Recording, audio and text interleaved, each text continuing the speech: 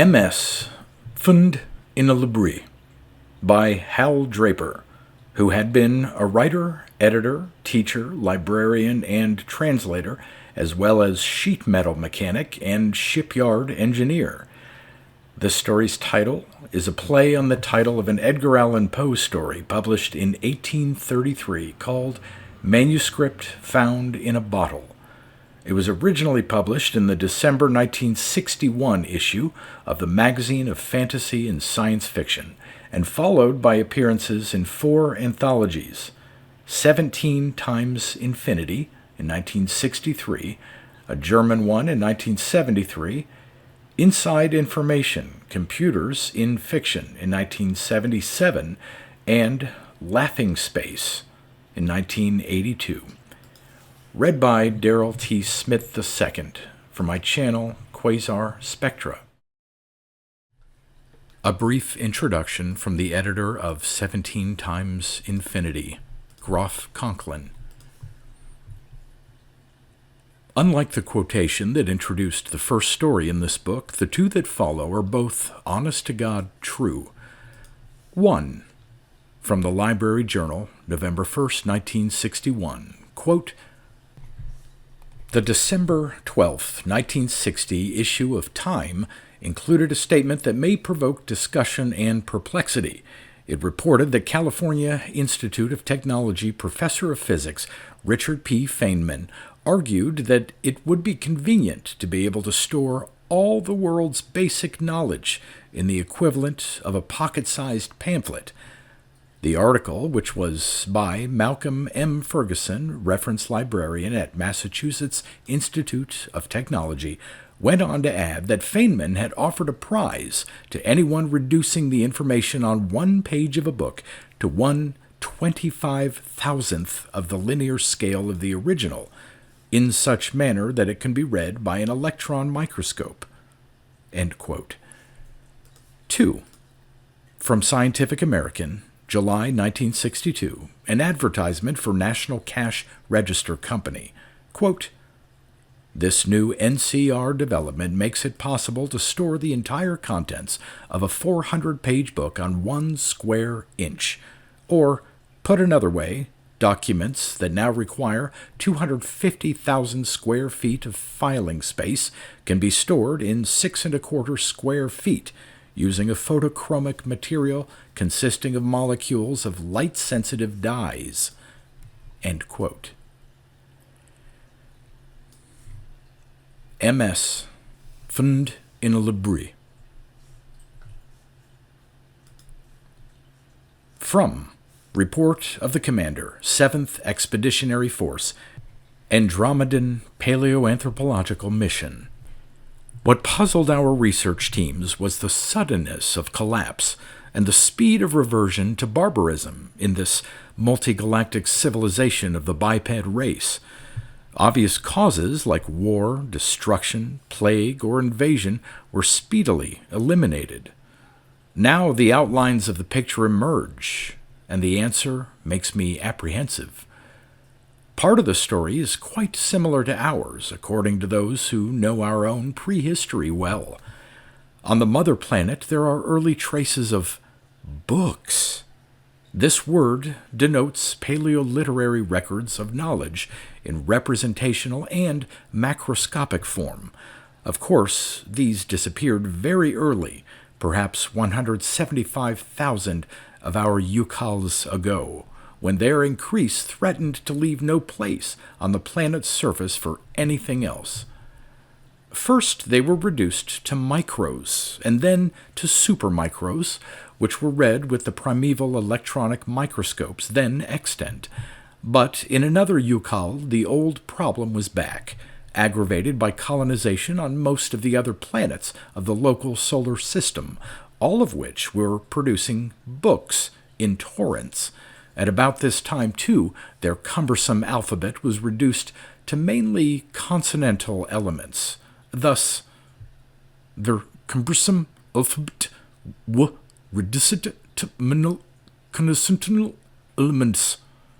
But this was done to facilitate quick reading, and only incidentally did it cut down the mass of books the new spelling, by a full third. A drop out of the bucket. Next step was the elimination of the multitude of separate books depositories in favor of a single building for the whole civilization.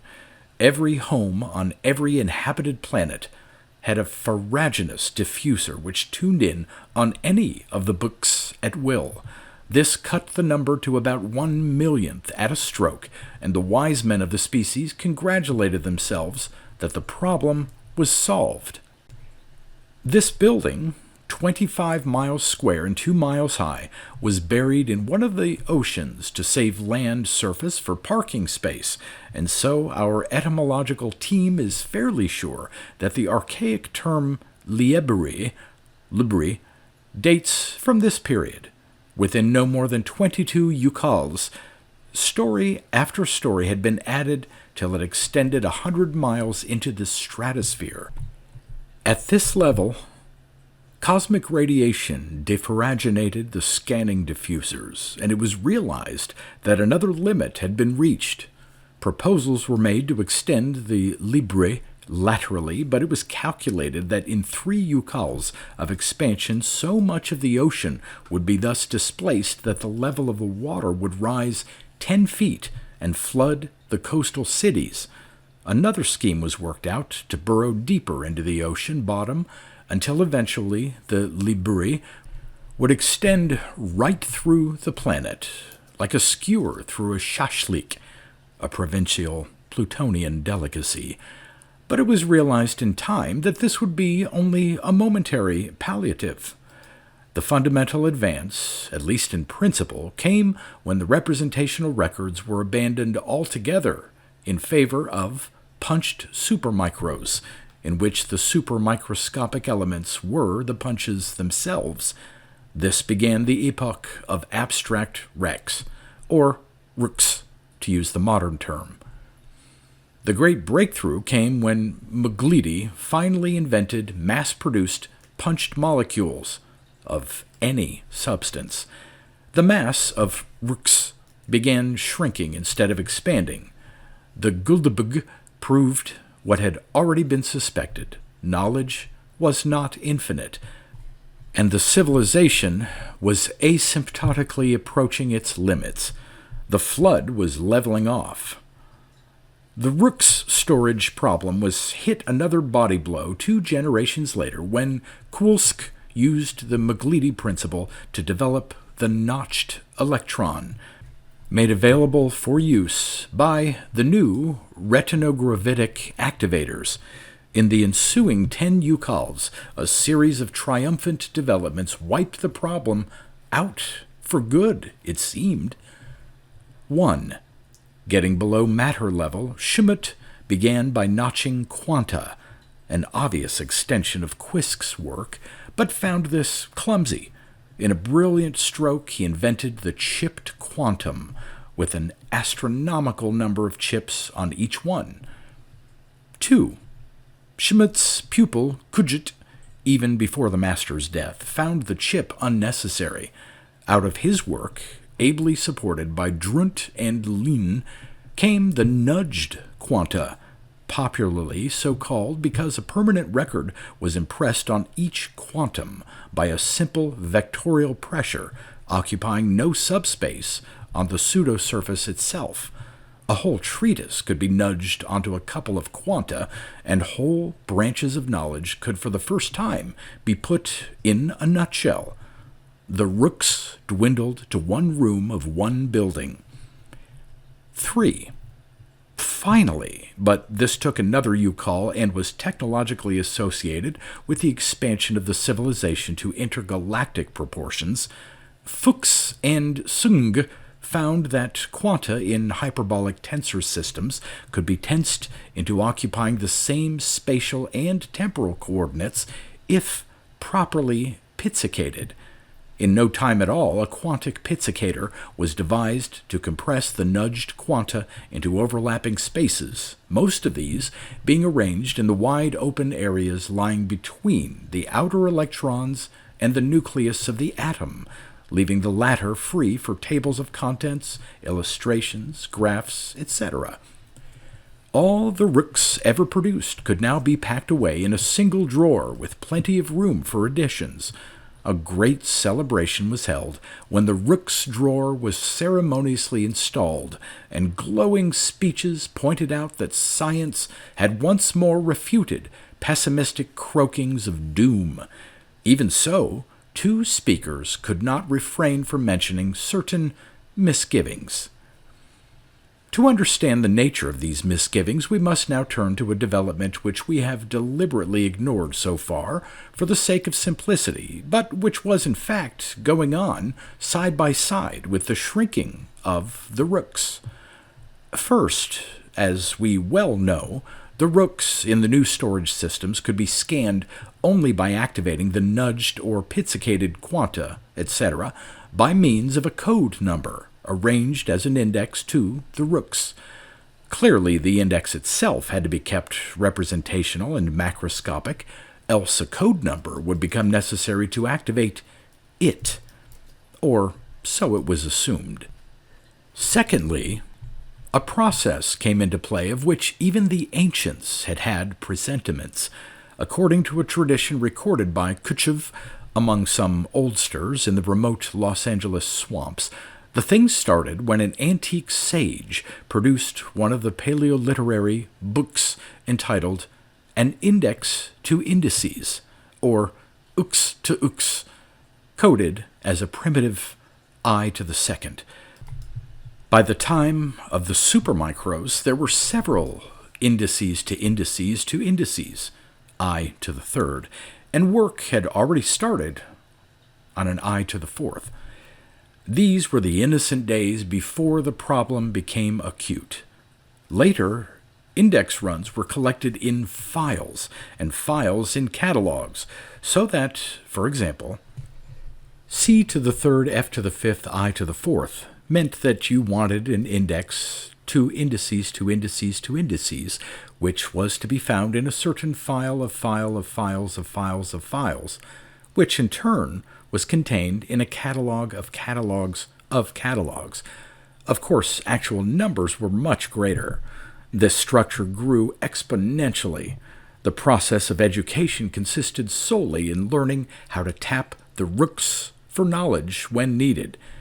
The position was well put indeed in a famous speech by Jezebel to the graduates of the Central Saturnian University when he said that it was a source of great pride to him that although hardly anybody knew anything any longer, everybody now knew how to find out everything. Another type of index, the bibliography, also flourished, side by side with the CFI series of the Ix. This B series was the province of an aristocracy of scholars who devoted themselves exclusively to bibliographies of, well, at the point in history with which we are next concerned, the series had reached B to the 437th. Furthermore, at every exponential level, some ambitious scholar branched off to a work on a history of the bibliographies of that level. The compilation of the first history of bibliography, H to the first, is lost in the mists of time, but there is an early chronicled account of a history of bibliographies of bibliographies of bibliographies, H to the third, and naturally H to the 436th was itself underway about the time B to the 437th was completed. On the other hand, the first history of histories of bibliographies came much later, and this H' series always lagged behind. It goes without saying that the BHH series, like the CFI series, had to have its own indices, which in turn normally grew into a CFI series ancillary to the BHH series. There were some other but minor developments of the sort.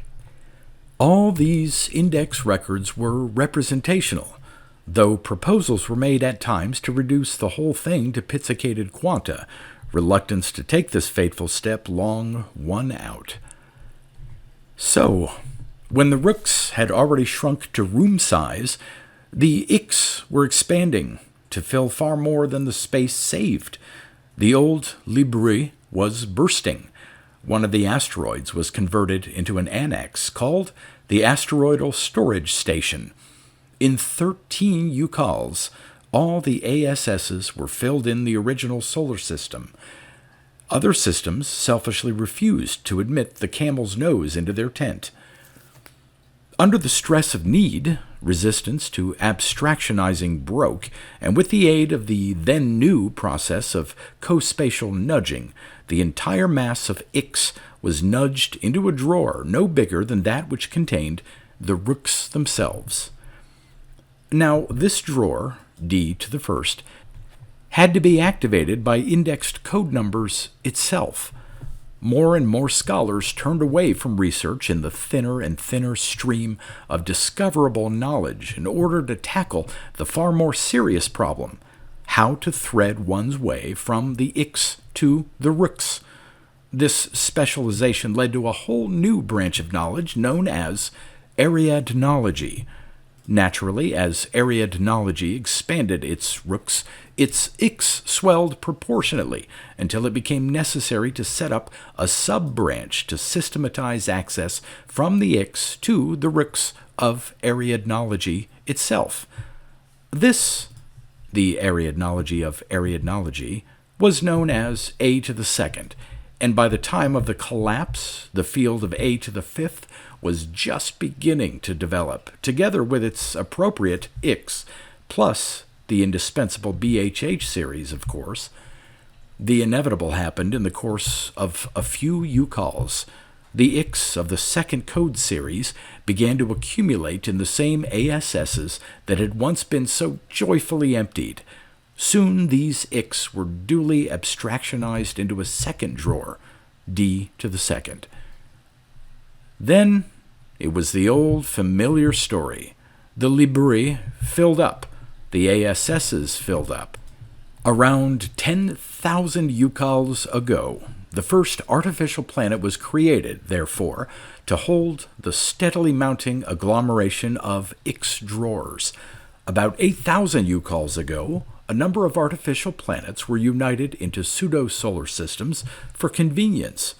By the time of UCAL 2738 of our own era, for we are now getting into modern times, the artificial pseudo-solar systems were due to be amalgamated into a pseudo-galaxy of drawers when the catastrophe struck.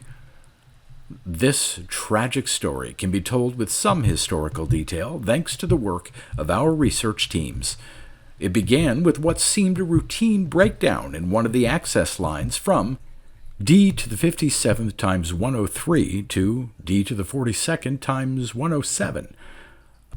A bibliothekal mechanic set out to fix it as usual. It did not fix. He realized that a classification error must have been made by the Ariadnologist who had worked on the last pseudo-solar system. Tracing the misnudged quanta involved, he ran into C to the 11th, F to the 73rd, I to the 15th. Laboriously tracing through, he found the note, "This Ix class has been replaced by C to the 32nd, F to the 7th, I to the 10th for brachygravitic endoranganathans and C to the 22nd, F to the 64th, I to the 3rd for ilurophenolphthalanic exoranganathans." Tracing this through in turn, he found that they led back to the original C to the 11th, F to the 73rd, I to the 15th. At this point, he called in the district bibliothekal technician who pointed out that the misnudged sequence could be restored only by reference to the original rooks. Through the area bibliothekal engineer, an emergency message was sent to the chief himself, Mulville Dewey Smith. Without hesitation, His Bibliothekal Excellency pressed the master button on his desk and queried the Ix system for knowledge, universal, all Rook's drawers, location of. To his stunned surprise, the answer came back. C also, C to the 11th, F to the 73rd, I to the 15th. Frantically, he turned dials, nudged quanta, etc., but it was no use. Somewhere in the galaxy-sized flood of Ix drawers was the one and only drawer of Rooks, the one that had once been installed with great joy. It was somewhere among the indices, bibliographies, bibliographies of bibliographies, histories of bibliographies, histories of histories of bibliographies, etc. A desperate physical search was started, but it did not get very far, breaking down when it was found that no communication was possible in the first place without reference to the knowledge stored in the Rooks. As the entire bibliothetical staff was diverted for the emergency, breakdowns in the access lines multiplied and tangled until whole sectors were disabled, rendering further cooperation even less possible. The fabric of this biped civilization started falling apart. The final result, you know from my first report. Rehabilitation plans will be sent tomorrow. Yours, Yurlich Vvg, Commander. Handwritten memo. This report received L43-102. File it under M to the 42nd, A to the 6th, E to the 39th, TG. Handwritten memo. You must be mistaken. There is no M to the 42nd, A to the 3rd, E to the 39th. Replaced by WM to the 23rd, A to the 72nd, E to the 30th for duodenamatoid reports. LN. Handwritten memo. You damn fool, you bungled again. Now you've got to refer to the RX to straighten out the line. Here's the correction number, stupid.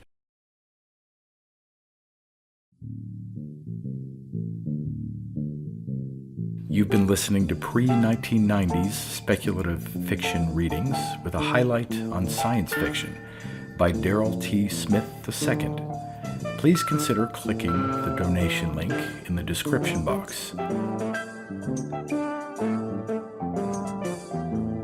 Thank you so much for your time and your imagination.